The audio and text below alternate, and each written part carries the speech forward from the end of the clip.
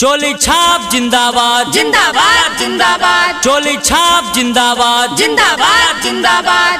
की रे दोस्त कक्कर प्रचार प्रसार करे छी रे अपना कनिया के और कक्कर। अच्छा अच्छा से किया रे तो सुनाबे छियो ले सुना।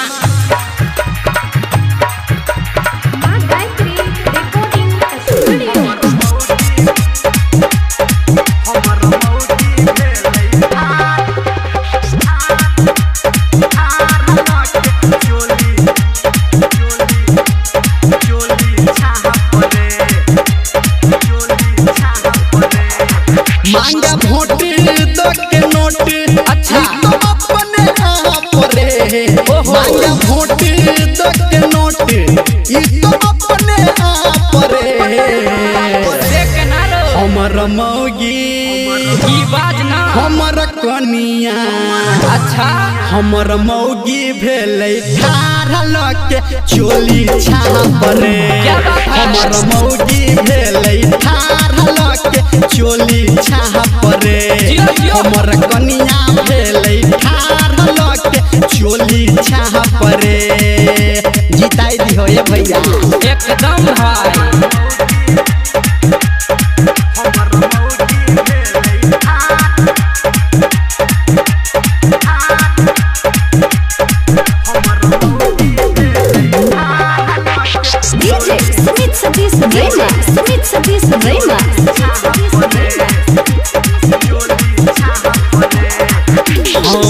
टोला टोला घूमै तो बन के मुखिया रे।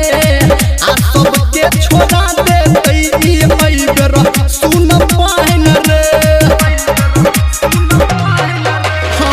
टोला टोला घूमै तो बन के मुखिया रे।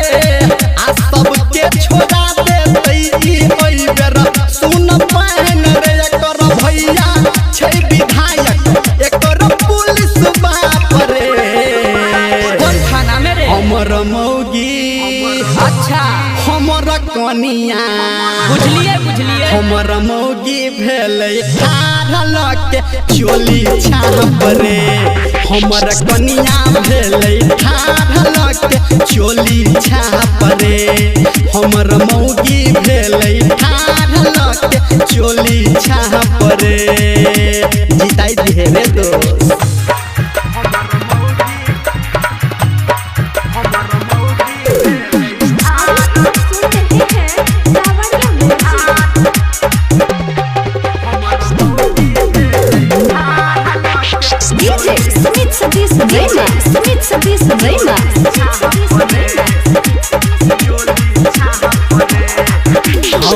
मोछ के लड़ाई हटबै कोन पीछा।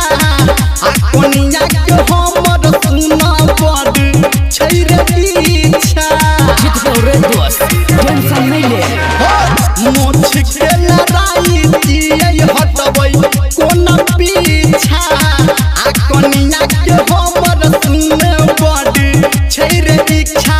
मनी है बात दी है साथ नहीं तो लगतौ बाप रे। जय हो भगवान। हमर मौगी बोलना हमर कनिया। बुझ गेलिए हमर मौगी भेलै ठाढ़ के चोली छाप रे। हमर मौगी भेलै ठाढ़ के चोली छाप रे। हमर मौगी भेलै ठाढ़ के चोली छाप रे। बुझली रे दबा दी। ठीके छै दोस्त।